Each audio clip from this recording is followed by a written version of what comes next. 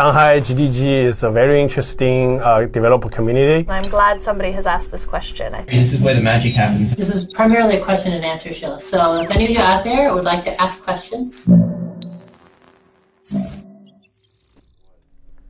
Howdy, welcome to Google Developers Live. Today we're talking about the YouTube API. And we have Jeffrey Posnick with us over on Hangouts. And we have... Hey guys. Howdy. And we have Danny Hermes from the Google App Engine team. Give it up, Danny. Oh. So today we're going to talk about Party Playlist Picker. And when I first came to Google, before Google Plus was launched, we wanted to build something that integrated the YouTube APIs with Google Plus. And so Jeffrey Posnick and I decided that we should build something cool, a nice mashup on Google App Engine in Python, mashing up the YouTube APIs with the Google Plus APIs. All things I like to hear. I know, isn't it? It's like, yeah, it was pretty sweet, and I definitely in my comfort zone in Python. Sure. It was a mega mashup. And then it's like I kept on going to all these different hackathons, and I was like, oh, HTML5 hackathon, I could do that. So yeah, we had a great time coding it, and so today we're going to talk about the app. We're going to talk a little bit about what it does, how it does it, how it works with Google App Engine. Danny's going to tell us we suck. It was like, dude, what are you doing? Like, there's so many better ways to do that. Yeah. And then we're going to peek at the code, and so it's going to be a good time. So, Jeffrey, you want to start us off? Show us what the app can do? Sure thing. Okay, so I am, first of all, what I wanted to make clear is that what JJ and I worked on is an open source project, and the code is freely available for folks to use. We have a link to the source code on the blog post that we have up announcing Party Playlist Picker. So if you go to apiblog.youtube.com, you can find that. And I also wanted to make it clear that this project is something that's separate from the official, YouTube Google Plus Hangout app, and that Hangout app has some similar features, but what we're talking about today and what we're showing off is something completely separate. So please don't confuse the two. And I would say we came up with the idea first. I mean, I am not raising that point, but fair enough. Yeah, and as JJ mentioned, we had a really good time coding this and did a lot of stuff via collaborative. I guess actually VNC. Yeah, pair programming coast to coast. That was kind of crazy. I mean, you're in New York, I'm in San Francisco. We were working 2 hours a day coding this, like in our 20% time. And we didn't do any of this in person. We did this completely over Google Hangouts with stuff like that. At some point we were doing screen sharing. At some point I was logged into your machine and we were editing at the same. Pair programming remotely worked out really well. Wow. Yeah, you were sending emails for me. You were taking care of my work while I wasn't paying attention. I appreciated that. Yeah. So this is not true. That being said, this is the fruits of our labor. So hopefully you guys can see the screen that I'm sharing right now. Both JJ and I are engineers, I guess, first, and UI designers second. So please, pardon the Spartan user interface. But, what are you trying to say about my design skills, Jeffrey? I'm trying to say, Helvetica is classic. There's nothing wrong with that. And so let's show off the way the actual app goes, and then run through some of the features, and we'll talk more about how we built it after folks have had a chance to try it out. So, as all good YouTube API and Google API integrations go, this starts with the OAuth 2 login flow. I think that the way I'm sharing my screen, you might have a little trouble seeing the actual window that's going to appear when I click on login. Or no, okay. You can see that. So I'm going to log in as my account. And I'm going to enter my two-step verification code, as all people should do. I'm signed up for that. And I'm going to be asked whether I would like to grant access to Party Playlist Picker to manage my YouTube account and know who I am on Google. So this is an example of using two OAuth 2 scopes at once to access my YouTube API data and access some Google Plus data as well. And I do trust Party Playlist Picker, so I will click Allow Access. And after this login step, I'll be redirected back to this, again, somewhat Spartan but functional screen. And at this point, I see a list of all the playlists, and these are real YouTube playlists on the back end. These are playlists that I've created using Party Playlist Picker. So a little bit earlier, I created my new playlist, but I'm going to walk you through the whole flow of creating a new playlist from scratch. So in this case, enter name. Developers Live. Guys, so I'm going to create a new playlist, and that's the first step in the flow of using the app.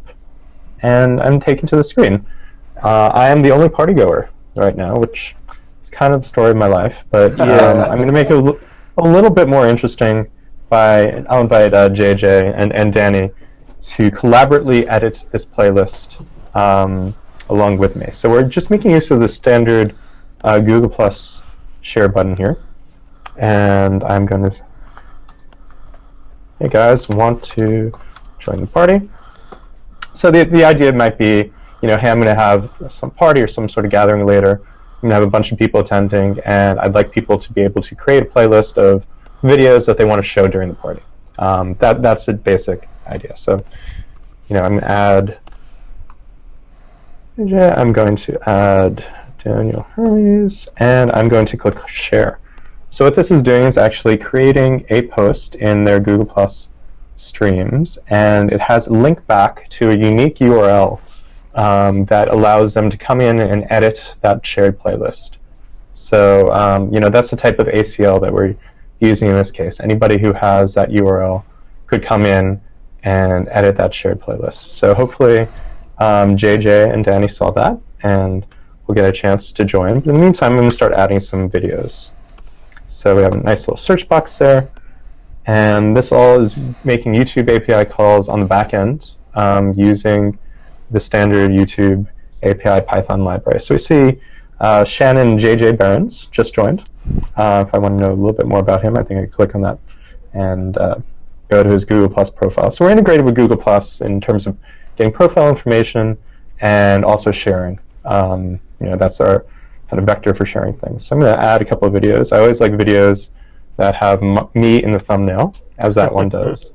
So I'm going to add that. We have a little bit of jQuery, I guess jQuery UI, or maybe that's just standard jQuery magic there for doing some of those transitions. Yep. And, sometimes you might not be quite as familiar with some of these videos that show up in the search results. So we have a way of previewing the video right in line, clicking on the play button. This uses the standard YouTube iframe embed. Just gives you an example of what it kind of, oh no. So you might have just missed that, but JJ just added a video to the playlist. The JJ is now actually in the Dart world. He's transitioned off of YouTube, so I think he's competing with me a little bit and trying to add some Dart videos. And there's another one.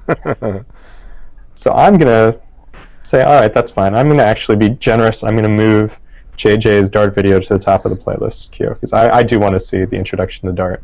What kind of party is this with no music? I know. We're getting there. We're getting there. Yeah.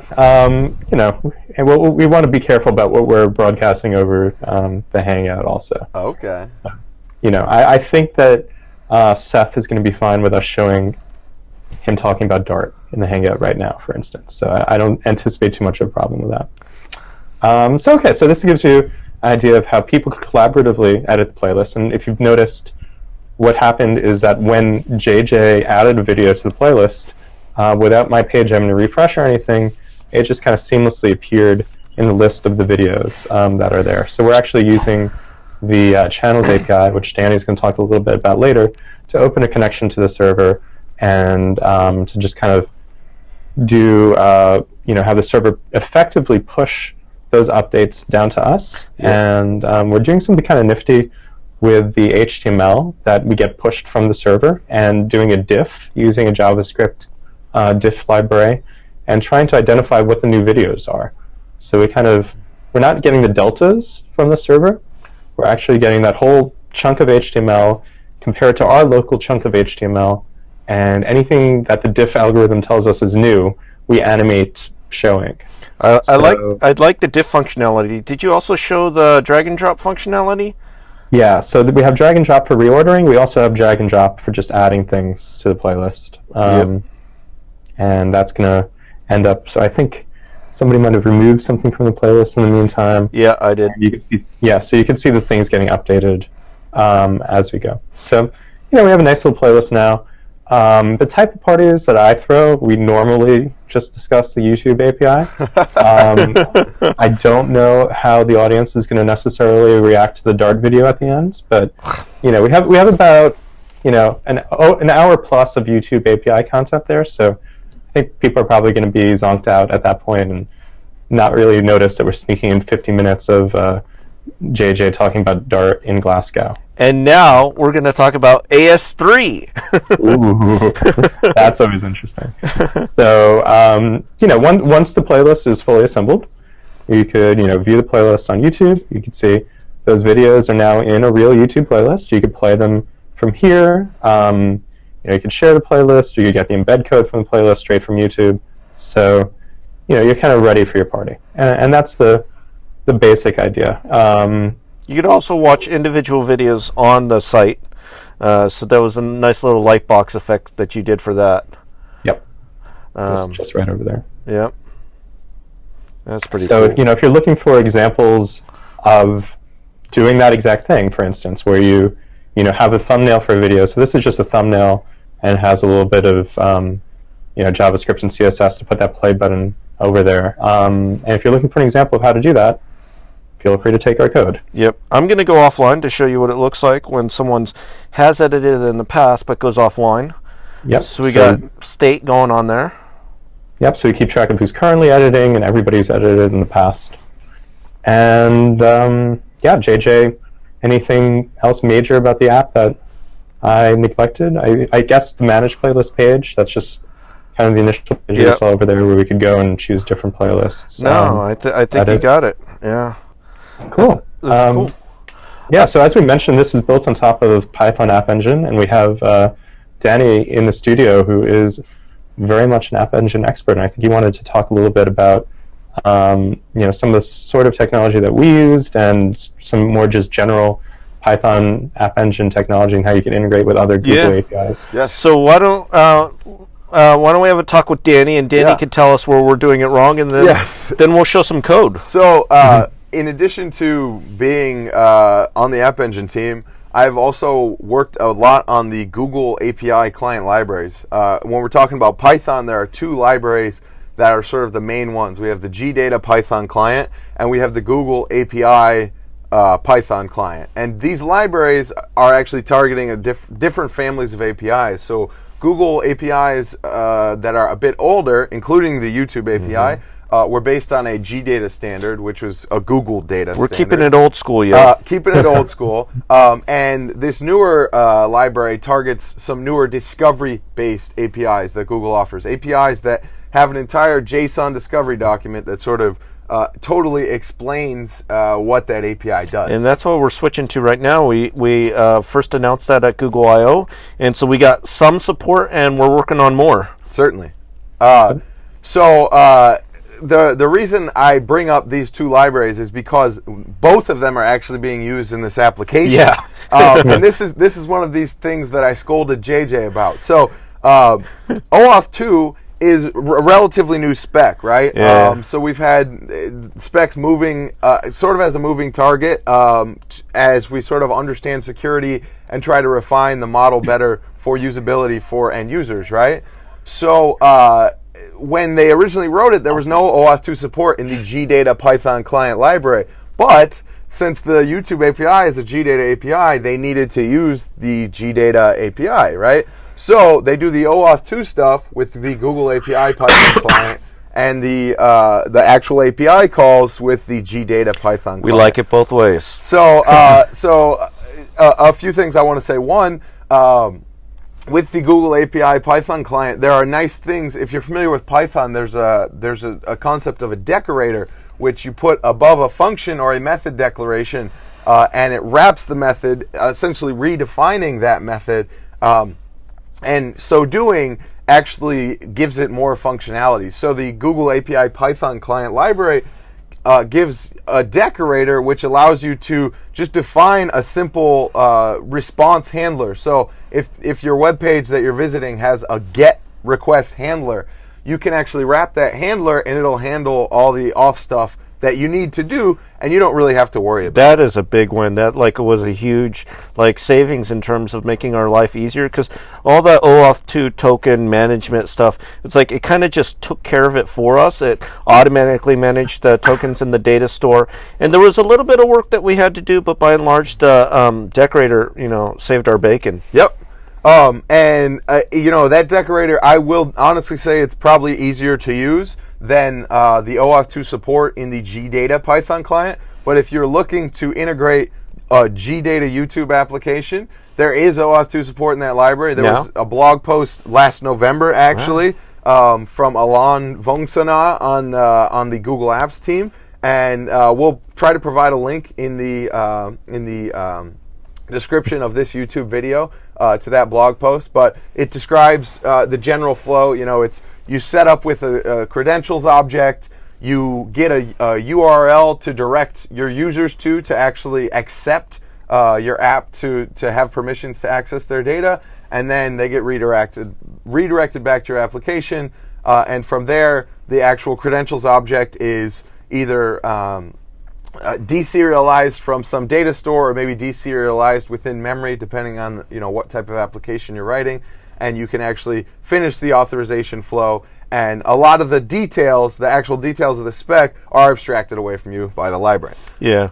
So I should just mention, a little bit more for since we're a little bit down in the weeds. I mean, the from a high level perspective, the goal is we have this playlist on YouTube, and we want to manage the playlist via this third-party application. And so OAuth 2 is what makes it possible for me to use this application and manage, someone else's playlist. Sure. And not only that, it also allows you to, retrieve video data, retrieve these thumbnails and the descriptions, the titles, and these other things.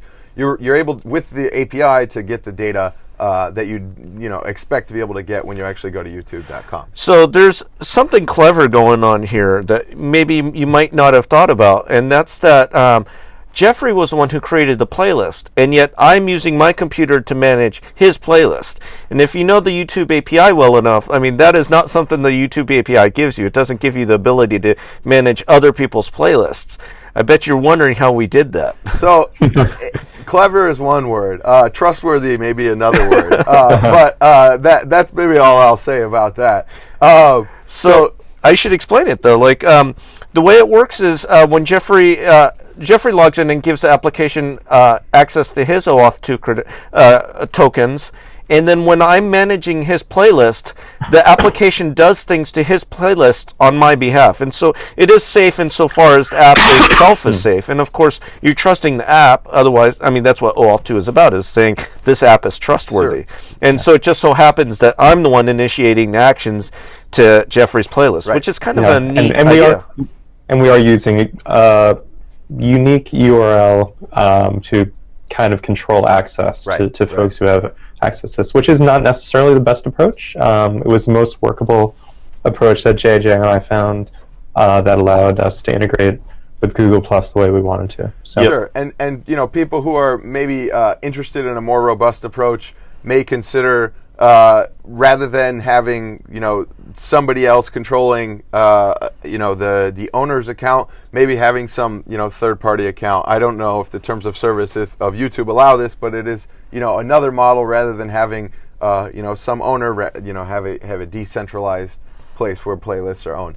But anyway, moving on from that, I want to talk about two other App Engine features that were used, maybe 2.5, let's say. The first is the Channel API, not the Channels API, as both Jeff and JJ constantly say. But the Channel API allows you to create channels for message passing. It's effectively a nice wrapper that creates a one-way socket between your client that is actually accessing the application via the web and the application itself. Can we just call this real time? No, we're going to call it the Channel API, which is the name of it. Okay. And so that unique URL that Jeff was talking about actually gives the data about the channel itself for the client. And so a few things that you're able to do. So one, in order to use it, it's really simple. There's in the very top of the head section of the HTML for the page, there is a bit of JavaScript that comes preloaded with the application that sort of handles all the code that you need and puts it in the global namespace. It's way simpler than when I tried to do it myself using Erlang. Yeah. I'll say that. I'm going to guess anything with App Engine is probably simpler than Erlang, but maybe not. Well, yeah. And once you have this code loaded, you actually open a channel between the client and the application to actually pass messages and receive messages. And you just need to define a few handlers on it. So you define a handler for if an error occurs, if a socket opens, if a socket closes, and then, of course, if a message gets passed from the application. And I mentioned it's a one-way channel, so there's no way via this channel to send messages back to the application. However, since it's a web application, via AJAX post messages and other things, you can still send messages to the application, and you can still, via some form of identity that you have with your users, you can still take that identity and then whatever they do in that post handler, send the diff or send the full payload of that playlist back to your users. And that's what's actually happening. Yeah, so we're using this in two different places. One is we're using this to keep track of who's currently editing the web page, so you could see who all the other party goers are. And the second thing is we're using this to show you the updates to the playlist in real time. And I would have to say, since I've coded web stuff in like everything like you could imagine, from AS3 to like .NET, like weird stuff, like this is the easiest way that I've ever seen for doing, real-time comment type stuff. Like it really pays off using App Engine to just have this stuff work without having to, architect it from scratch. I would certainly agree with that. You should. You're on the App Engine team. Yes, I just wanted to point one thing out. We are guilty of using it, maybe not entirely as it was intended, in that we're kind of using it as a broadcast mechanism for a bunch of different users, potentially a lot of them. That's certainly how it was intended. Okay. Yeah. I just want to make sure, because I got into some discussions with some of the App Engine team members, not you necessarily, but some other folks, about wanting to, have one API call to send messages to 50 people at once, and I gathered that was not entirely according to spec to do that, but yeah, 50 might be a lot, but it's it's certainly the intent is to be able to use it, to be able to have some sense of collaboration, like playing tic-tac-toe is the seminal example in the documentation. So you're trying to say that this is like sufficient for parties that my size parties, but maybe not for Shakira size parties. Maybe. Okay. Maybe we stop at Shakira. Yeah. So the last one and a half features of App Engine I want to talk about. I want to give a bit of a preamble about what App Engine is. So for people who don't know, it's a platform as a service, and what this means just on the surface is that you don't actually have control of the system running it, or even a virtual machine. It's sort of even higher level than a virtual machine, and you upload application code according to some specification and some libraries that are included, and you just you run your code from there. So like I said, it's even higher level than a virtual machine. However, there's still a concept of memory. You still have local memory and you still have persistent disk, and they're not really the same thing, RAM versus hard drive, right? Yep. So with that in mind, I want to talk about sort of the ways this application is persisting data or maybe not persisting data. So some of the things like the actual identifier for the channels to send messages, well, you could imagine you'd have two users who don't know anything about each other and haven't invited each other, but they have some catchy playlist name that they want to use. So the playlist itself is not a global identifier, right? So you need to have some other sort of global identifier. So this application uses something called Memcache, and it's exactly what it sounds like. It sort of adheres to a Memcache spec, which is sort of agnostic of App Engine. And using Memcache, you can actually partially persist data in memory, but it doesn't actually make it to persistent disk. And so they're able to use Memcache for things like caching the randomized token or the randomized identifier for the channels, so that, like I said, if you have two different groups of people, two different parties making playlists with the same name, you don't have a collision so that they're sending the wrong messages to the wrong clients, right? And we're also using Memcache to cache Google Plus responses Right. for very short amounts of time. I know they wouldn't want us to cache them for long amounts of time. But for instance, we want to show the user's profile picture on every single page load. We don't want to make a hit to the Google Plus servers every single page load. Right. And so we cache that for a very short amount of time. Right.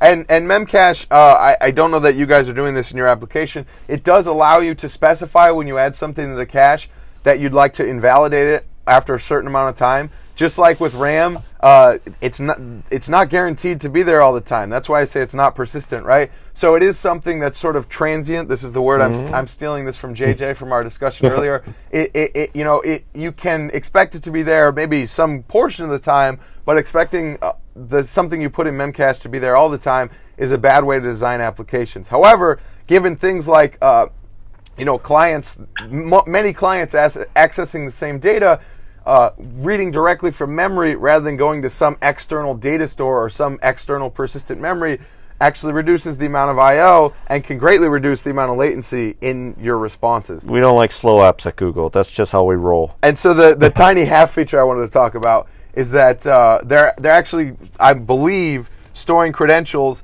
that they don't even know they're doing, but the decorator itself, this OAuth decorator, stores credentials in the Datastore for Google App Engine. And the Datastore is a persistent data store, and calls to the Datastore take sometimes much longer, but certainly a little bit longer than calls to Memcache. And I'm not going to say much else other than that Datastore is a NoSQL database. You can define arbitrary objects in it. NoSQL database. And it's exactly the largest NoSQL database in the world. So we also store a couple other things in the Datastore. We store the list of people who have ever edited a playlist. That doesn't go away. I mean, we always remember who's edited a playlist. We also keep track of our internal identifier for like the title for the playlist. Sure. Or there's actually a few different metadata type things that we wrap around the playlist. Things that can't disappear if Memcache decides to tap out on. And then a lot of the most interesting pieces of data aren't stored in App Engine at all, but they're actually stored in YouTube via the YouTube API. So the playlist itself lives in YouTube. And I really like that model where we don't have to worry about keeping things in sync and what the authoritative version is. Like, we know that whatever's in YouTube is the authoritative version, right? And that's what gets pushed down to users who are connected. And there are obviously really elegant algorithms for trying to do that sort of thing. We're taking more of a brute force approach, but I'm all about the brute force. That way it doesn't get it doesn't mess up. Jeffrey, do you have any other comments about our storing in Memcache versus Datastore versus YouTube? Just to build on something that Danny mentioned, I really, really liked what the Google API's Python client library was doing with the decorator and automatically persisting those OAuth 2 tokens for us in the Datastore. OAuth 2 kind of gets a reputation as being something that is complicated, and I usually tell people, well, if you think OAuth 2 is complicated, you never used OAuth 1, which is its own set of issues. But the client library for Python in particular, and I know that our other languages have varying degrees of support as well, but I really, really found it very easy integrating with OAuth 2 in a Python App Engine application. I couldn't have been simpler. You don't have to worry about keeping track of even doing the refreshes. The client library handles the token refreshes for you, which is amazing. So, now, really great experience. Yeah, I agree with all of that. I should mention a little bit about testing. We kind of whipped this out kind of as a prototype, and so we didn't actually write tests in this. We did code review everything. Everything's well documented. Literally, we code reviewed everything. But we left out the testing. But some of you might have seen I did a tutorial before Google I/O called using Ruby on Rails and YouTube APIs for building educational apps. And even though that's a Ruby talk instead of a Python talk, one thing I really like about that talk is I explain how to do full-on test-driven development with web APIs, and how do you deal with an API that you might not fully understand? How can you possibly mock that out? And I show, especially towards the end of the video, I show how to, within a debugger, make a request, get the response, grab it, store it away, and then set up mocks so that the next time you do that request from within your tests, you get the same actual, completely legitimate response. And so you could do full-on test-driven development, making the entire request, integration type testing, even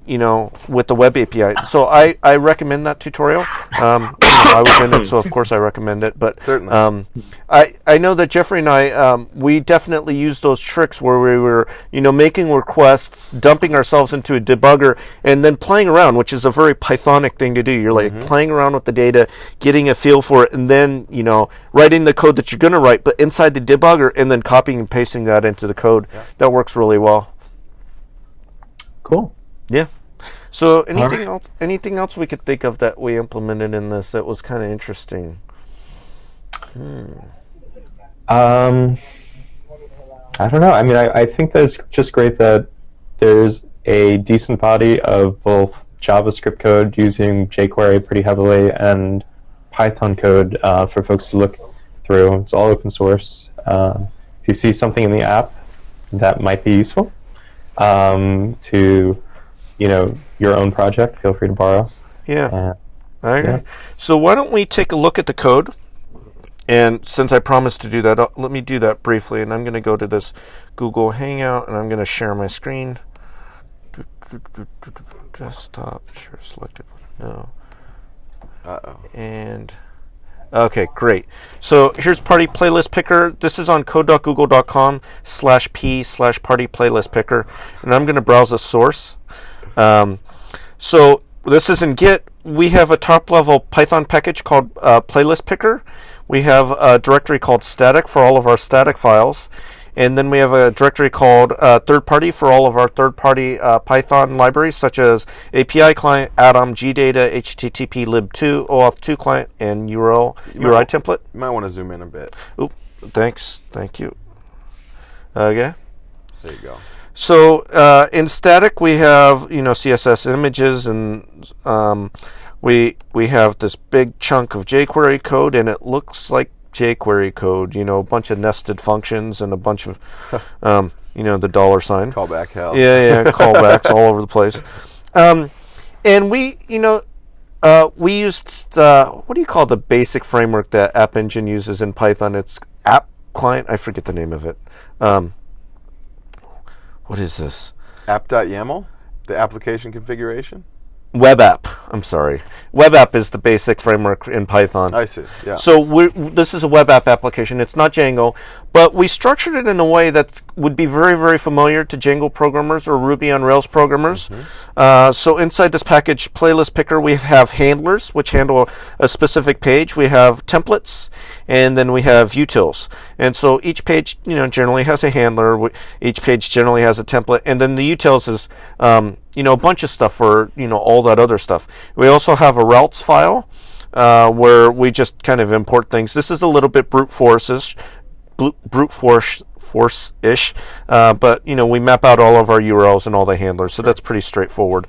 Pretty Django. Pretty Django-ish, except for we're not doing any automatic stuff. But that worked out all fine.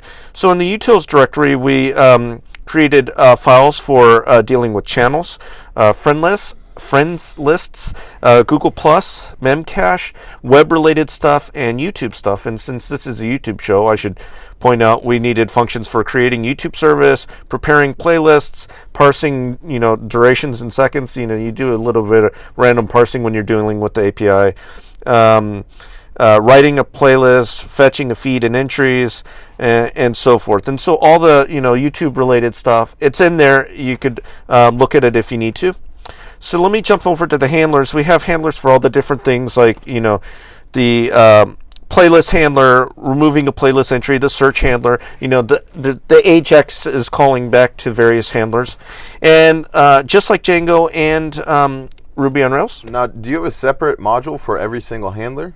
I think sometimes we do. Wow. Yeah, I like to keep things a little bit small. I don't know, my brain's not overly large. For serving static content, though, I mean... for static content is in the static directory. Oh, okay. Yeah, there you go. No handler needed. No handler needed. And so we also have all the handlers have a parent class, which is in this base handler. And this takes care of a bunch of interesting things. Also sets up our decorator that you were talking about. Takes care of a bunch of authentication type stuff. One interesting thing is that there was there's the GData API and then the newer types of API. And when you have an authorization error, they throw different exceptions. And so different status codes? No, not different status codes, but like the libraries itself will throw a different Python exception. I see. And so we set up a global exception handler to handle both of those and funnel them through the same place to take care of, for instance, if someone's OAuth 2 token has expired. And so setting up a global exception handler is, a really, really useful thing to be able to do. Yeah, and certainly given the support in those both libraries now for OAuth 2, you actually don't have to worry about whether or not a token is expired. But setting up a global exception handler will, that comes in handy. Oh, that certainly, is a tool that's reusable. So here's the edit playlist handler. It's pretty simple. I mean, we have a Git. We're making use of various of those util modules. We're setting up some template parameters, and then we're rendering a template. Let me show you what a template looks like. This is based on Django's templating system. And, it looks fairly straightforward. If you've seen Django or if you've seen Ruby on Rails, none of this stuff is that unfamiliar. There's one trick that we did where every template can add to the JavaScript head. That's kind of nice because I like having, page-specific JavaScript. That's kind of nice. And let me see. I think I'm out of things to talk about. I mean, there's the code. If you're interested in looking at the code some more, you could definitely download it. Now, did you guys use Python 2.5 or Python 2.7? I think it was Python 2.5. Yeah. Okay.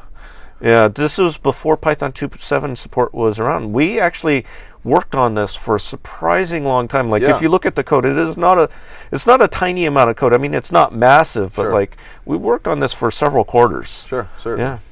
So quick note, there are two different Python runtimes that are supported in App Engine. And Python 2.5 was the very first runtime for App Engine. There are four now, including both Python, Go, and Java. And the Python 2.7 runtime does not use Django as the default templating system, but it's still possible to use Django. But there's sort of a bit of a difference there. So for people who are used to Python 2.7, all this you're hearing about Django, it's really the sort of capabilities that came out of the box. Django was chosen as an arbitrary framework, which was also easy to use, but if there's anything Python has a lot of, it's frameworks, right? Yeah. Well, I always say that to be a really good Python programmer, you have to do really three things. One is to write your own templating language. Then you have to write your own framework, and then you have to implement Scheme in Python. Yeah. I mean, that's really those are the bars. Yeah. Yeah. I'm apparently 0 out of 3, a terrible Python programmer. Oh, we're going to fix that later. So I think we're. Jeffrey, do you have anything else to add? Did we lose Jeffrey? I think we might have lost Jeffrey. So, I'm supposed to mention the fact that not only is Google hiring, but the YouTube API team in developer relations is hiring. It's a busy life, but it's a fun life. Oh, it's a great life. Developer relations is probably the most fun place in the world. I would rather do this job than be president.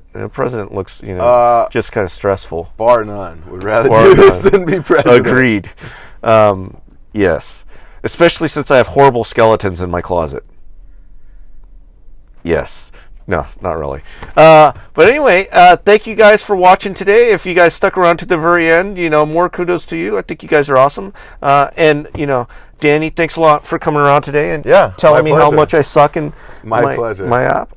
We will see you guys next time. Yeah, and check out the description on YouTube for some helpful links. Yep.